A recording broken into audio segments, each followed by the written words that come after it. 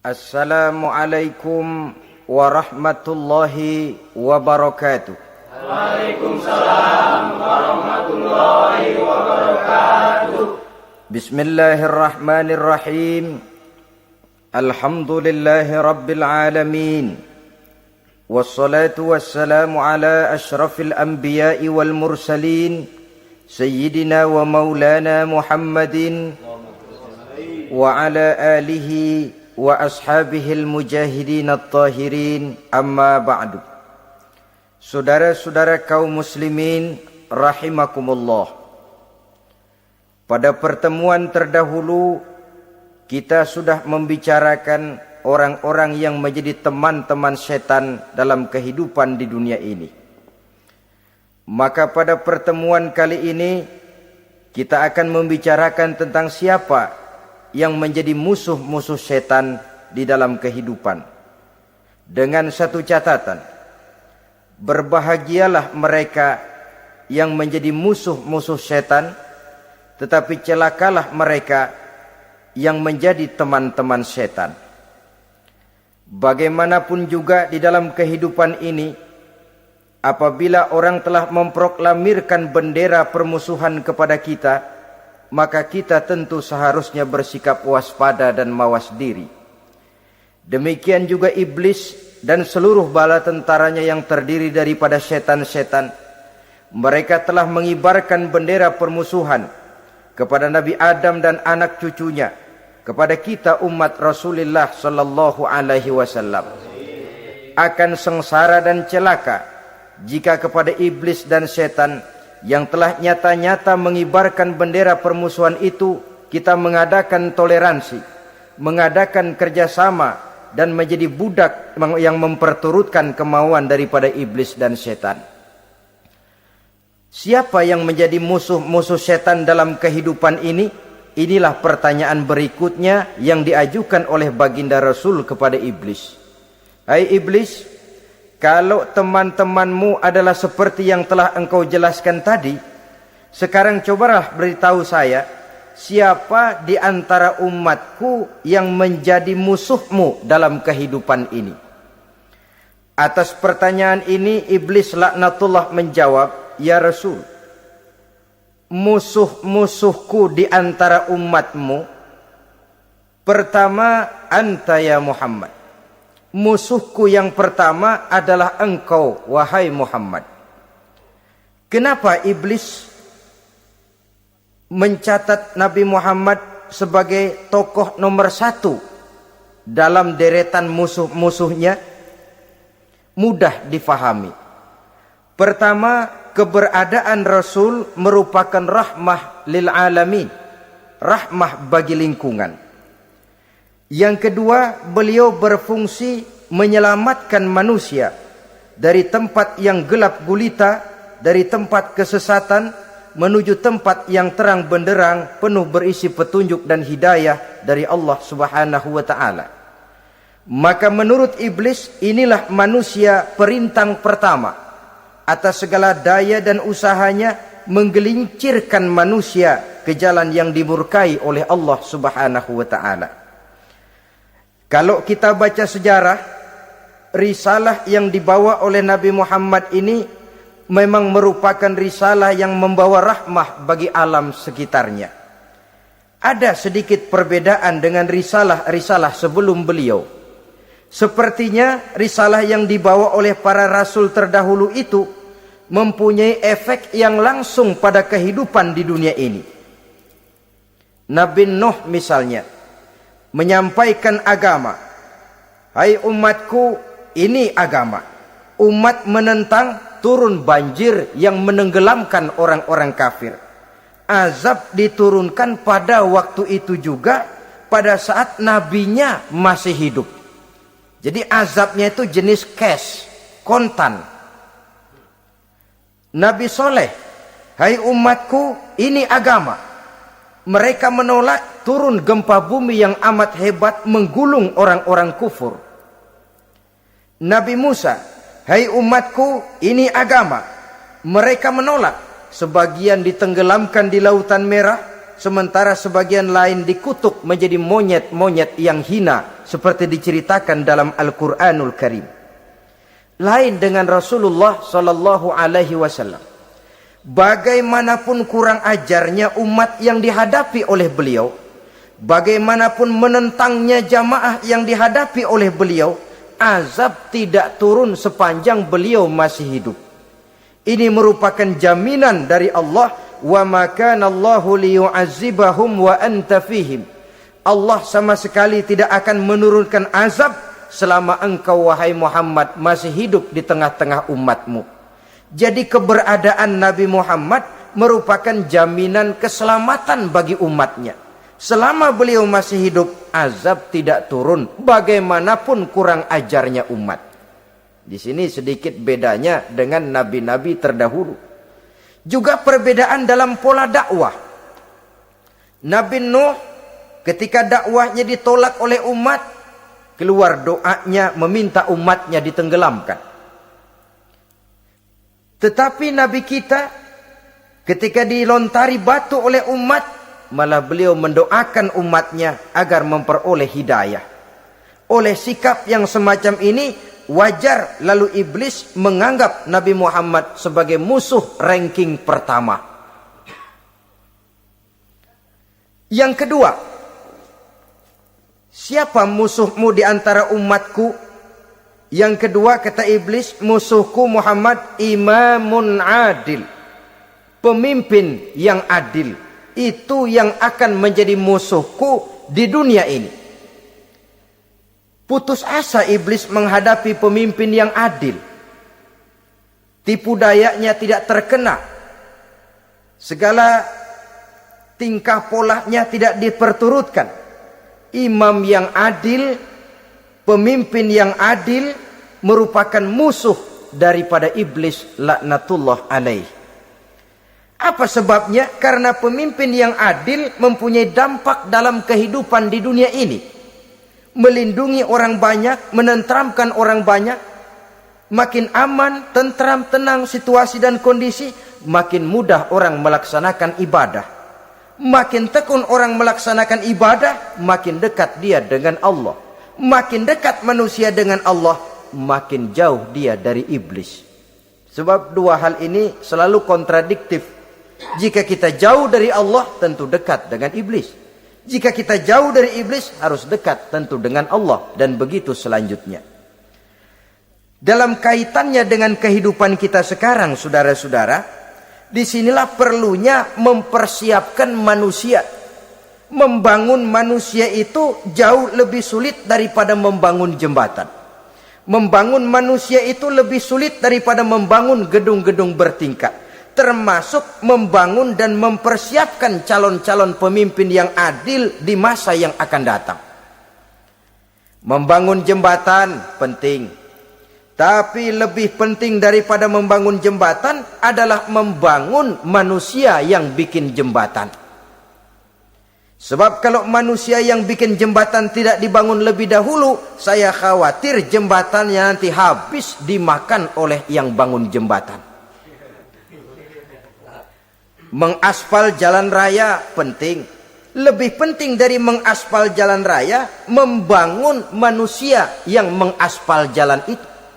Sebab kalau manusia yang mengaspal jalan bermental rusak dan bejat, saya khawatir jalan belum selesai, aspalnya habis dimakan oleh yang ngaspal. Inilah pentingnya membangun manusia pembangunan. Semua tugas-tugas besar, semua pekerjaan-pekerjaan yang baik harus berangkat dari niat yang baik, berangkat dari hati yang bersih. Siapapun adanya kita, apapun profesi kita. Yang jadi kiai, marilah berangkat dari niat yang bersih. Yang jadi mubalik, marilah berangkat dari niat yang bersih. Niatnya itu mau menghidupkan Islam atau mau cari hidup jual Islam. Kalau mau menghidupkan Islam, mari sama-sama kita berjuang. Tapi kalau mau cari hidup untuk dengan menjual Islam, minggir saja daripada nanti bikin malu. Yang mengurus masjid, mari berangkat dari niat yang bersih. Ngurus masjid itu niatnya mau menghidupkan masjid atau mau cari hidup di dalam masjid. Kalau mau menghidupkan masjid, mari.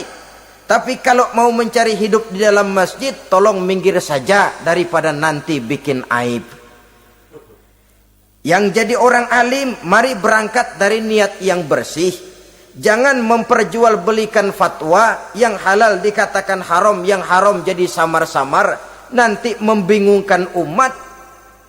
Berangkat dari niat yang bersih, membangun manusia, pembangunan. Ini barangkali istilah yang lebih kena.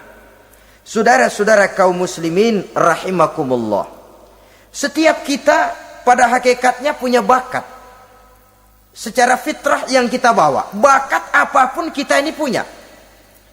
Saudara punya bakat jadi pemimpin, saudara pun punya bakat jadi pengkhianat. Saudara punya bakat jadi orang soleh, saudara juga punya bakat jadi orang salah. Saudara punya bakat jadi orang besar, saudara pun punya bakat jadi orang hina. Seluruh bakat ada di dalam diri kita. Tinggal nanti pertumbuhannya mana yang lebih subur. Saudara punya sifat berani, saudara pun punya sifat takut. Seberani-beraninya orang mesti ada sifat takutnya. Nanti mana yang tumbuh lebih subur? Kalau takutnya tumbuh lebih subur, dia akan jadi orang penakut. Kalau beraninya yang tumbuh lebih subur, dipupuk oleh lingkungan, pendidikan dan sebagainya, dia akan tumbuh jadi orang pemberani.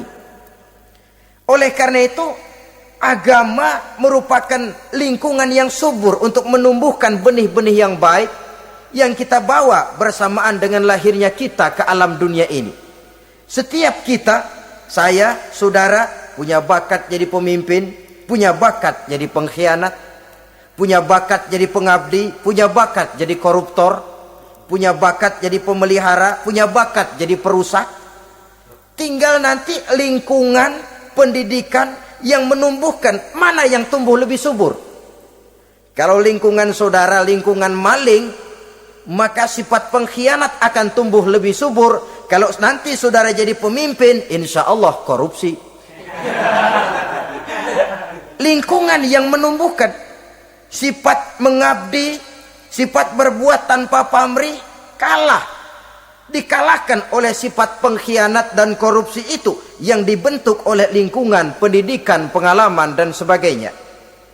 Oleh karena itu, secara dini agama menanamkan, menyuburkan fitrah-fitrah yang baik yang kita bawa bersamaan dengan hadirnya kita dalam kehidupan ini. Sebab itu seorang penyair bernama Syauqi mengatakan dalam sebaik syairnya, waladatka ummuka ya ibna adam bakian wan nasu haulaka yadhakuna surura. Hai manusia, pada saat kamu dilahirkan kamu menangis dan orang lain di sekelilingmu ketawa. Kakek senyum dapat cucu baru, paman gembira dapat keponakan baru, sementara kita yang lahir menangis. Betul apa benar? Apa ada saudara yang begitu dilahirkan terus nyengir? Saya kira kabur dukunnya itu. Setiap kamu hai manusia lahir dalam keadaan menangis, orang sekelilingmu tertawa. Karena itu katakan kepada mereka yang senyum di sekelilingmu, hai manusia, pada saat saya dilahirkan saya menangis dan kamu semua tertawa. Baik manusia. Tapi nanti pada satu saat harus terjadi kebalikannya. Kalau dikala saya lahir saya menangis dan kau semua senyum, nantilah manusia. Kalau satu saat saya meninggalkan alam dunia ini, saya akan berangkat dengan senyum. Dan kalian semua akan berurai air mata. Kalau perlu dari Sabang sampai Merauke kibar bendera setengah tiang. Kalau perlu. Jangan terbalik, kita mati melotot orang malah gembira. Karena hidup selalu membawa sifat-sifat yang merusak. Inilah orang kedua yang menjadi musuhnya iblis dan beruntung menjadi musuh iblis. Siapa? Imamun adil, pemimpin yang adil. Saudara-saudara kaum muslimin rahimakumullah. Yang ketiga musuh iblis, ghaniyun mutawadhi. Orang kaya yang rendah hati. Orang kaya yang tidak sombong. Kaya apa saja. Baik kaya oleh karena ilmu, orang yang kaya karena ilmu disebut orang alim. Baik kaya karena materi, orang kaya karena materi dinamakan hartawan. Baik kaya karena kedudukan, orang yang kaya karena kedudukan dinamakan pejabat. Orang kaya yang rendah hati itu musuh iblis. Beruntung dia menjadi musuh iblis. Iblis tidak senang ada orang kaya tidak sombong. Tapi iblis paling senang kalau ada orang kaya sombong. Lebih senang lagi iblis kalau ada orang miskin sombong. Masya Allah. Orang kaya sombong, walaupun iblis senang, orang masih bilang pantas saja dia sombong, kaya apaan aja punya. Udah miskin sombong, kira-kira yang disombongin apaan? Dalam segala bentuknya sombong ini Allah tidak senang. Tapi iblis senang. Kenapa? Karena sponsor sombong iblis. Kan yang pertama kali sombong iblis toh. Ketika disuruh sujud kepada Nabi Adam, dia nggak mau. Ini kesombongan pertama yang terjadi dalam sejarah. Ketika ditanya kenapa kau tidak mau sujud iblis? Saya kan dibikin dari api, Adam dari tanah. I am the best. Saya lebih hebat daripada iblis, daripada Adam. Adam baru kemarin dibikin, saya sudah lama. Kata Allah, kamu sombong iblis, ini surga bukan tempat orang sombong. Keluar! Terusir dia dari surga. Jadi, kesombongan pertama adalah kesombongan yang dilakukan oleh iblis. Dan dia tanamkan itu kepada kita, supaya jadi orang sombong. Karena itu, sombong ilmu Allah nggak senang, tapi iblis senang. Mentang-mentang ada ilmunya. Nih, satu-satunya ustadz di sini ya. Semua mesti ngaji sama gue. Kalau nggak ngaji sama gue, Islamnya kurang tapi bener. Sombong karena ilmu. Sombong karena pangkat. Mentang-mentang pakai bintang di pundak, jalan pundak duluan. Yang wajar saja hidup ini. Sombong harta pun begitu. Kaum muslimin rahimakumullah. Orang kaya yang rendah hati dimusuhi oleh iblis, tapi dicintai Allah, dicintai Rasul, dicintai malaikat. Caranya bagaimana? Kembali kepada satu kesadaran bahwa pada saat terlahir ke alam dunia ini tidak ada yang pernah kita bawa. Kalau sekarang kita punya rumah, punya kebun, punya kendaraan, punya pabrik, punya segala macam benda, apa itu? Titipan. Pada suatu saat akan diambil kembali oleh yang menitipnya. Kalau titipan itu pandai kita jaga, pandai kita syukuri, titipan akan makin banyak. Sama juga kita dalam kehidupan. Kalau orang bisa kita percaya, saya mau pergi ke luar negeri, rumah saya titip kepada tetangga. Saya pulang dari luar negeri, isi rumah tetap, tidak berkurang, malah dibersihi, malah disapu, dihilangkan kotorannya. Tentu bukan main syukur saya, girang saya. Akan bertambah kepercayaan saya untuk menitipkan apa saja. Ini makna la in syakartum la azidannakum wa la in kafartum inna azabi lasyadid. Kalau kamu pandai bersyukur, aku tambah nikmat. Tapi kalau kamu ingkar, azabku teramat pedih. Artinya apa? Nikmat bisa berubah menjadi azab kalau kita tidak pandai mensyukurinya. Ma'asyiral muslimin rahimakumullah. Orang yang kaya ilmu lalu rendah hati, tidak selalu ingin menonjolkan diri. Ini kadang-kadang yang tanggung ini yang bikin berabe. Alim bener enggak, geblek bener juga enggak. Yang sedikit-sedikit mau nonjolin diri. Kalau enggak jadi imam enggak mau ke masjid. Enggak jadi imam enggak mau ke musola. Pokoknya kalau enggak jadi imam marahan sama musola. Macam mana? Saudara-saudara kaum muslimin, rendah hati.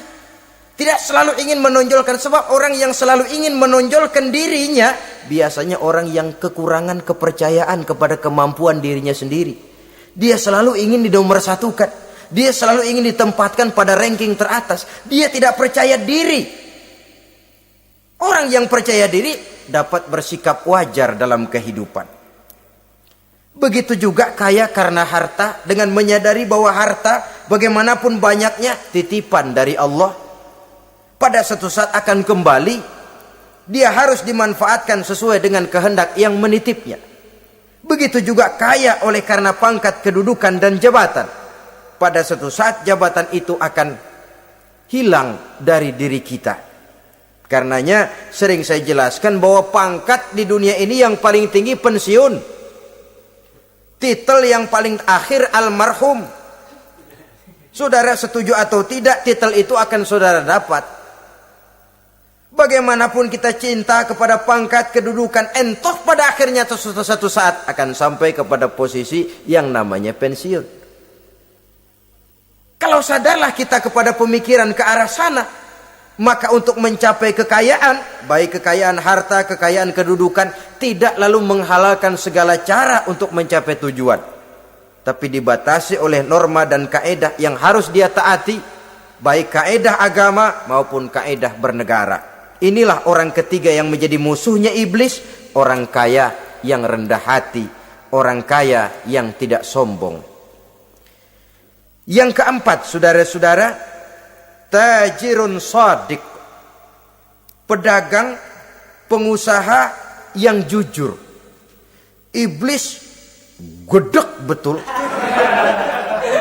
benci bukan main sama pengusaha, sama pedagang yang jujur, yang tidak ngurangi timbangan, tidak nipu pembeli, tidak barang yang jelek dibilang bagus, atau yang bagus di atas yang jelek di bawah, atau dicampur yang baik dengan yang jelek supaya kelihatan semuanya jadi baik.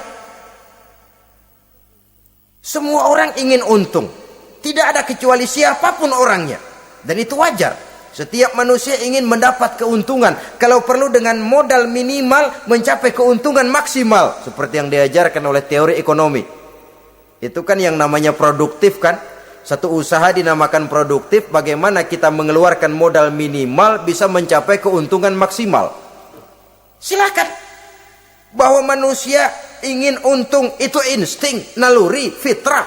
Tidak ada orang yang mau rugi.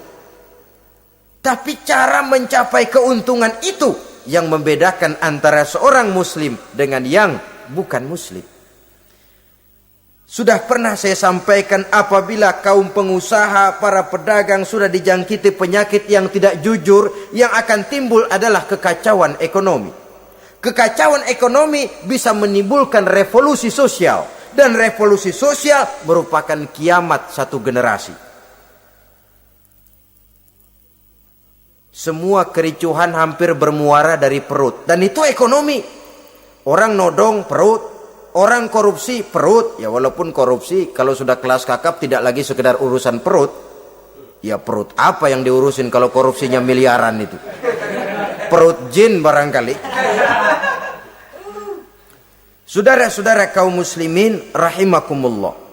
Oleh karena itu, pedagang yang jujur, pengusaha yang jujur, ini merupakan musuh iblis. Iblis tidak senang kalau ada pengusaha yang jujur. Iblis tidak senang kalau ada pedagang yang jujur. Tapi iblis akan tepuk tangan kalau pedagang sudah selingkuh, kalau pengusaha sudah nipu. Ada orang bilang, sekarang mah kalau jujur-jujur bener nggak makan apa-apa dong kita. Sebab katanya jangan lagi nyari yang halal, sekarang ini yang haram aja seret. Rupanya sering masang undian nggak pernah kena. Lalu bilang jangan yang halal, yang haram aja nggak kena-kena katanya. Sebenarnya bukan itu masalahnya, saudara-saudara. Bukan itu masalahnya. Masalahnya ialah bahwa kejujuran membawa keberkahan. Ini kalau kita berpikir dengan kacamata agama. Keberkahan merupakan sumber ketenangan. Dan ketenangan ini tidak bisa dibeli dengan materi yang bagaimanapun banyaknya. Walaupun kita punya percetakan duit, ketenangan itu nggak bisa dibeli. Jangankan cuma punya duit banyak, percetakan duit saudara punya, mau membeli ketenangan yang berasal dari keberkahan, sulit. Jadi kejujuran membawa keberkahan, keberkahan membawa ketenangan. Jangan macam dulu tukang sol sepatu. Ditanya oleh temannya, "Bang, ngesol satu hari dapat berapa?" 200 rupiah. Sembayang enggak? Enggak. Islam? Islam, kalau Islam mah. Kata temannya, "Sembayang dah, kali aja besok dapat rezeki lebih banyak." Yang benar, iya. Sebab kalau orang sholat itu Allah dekat, nanti rezekinya ditambah. Beneran? Bener. Subuh sembayang dia. Habis sembayang sarapan, berangkat ke tempat dia ngesol, mangkal.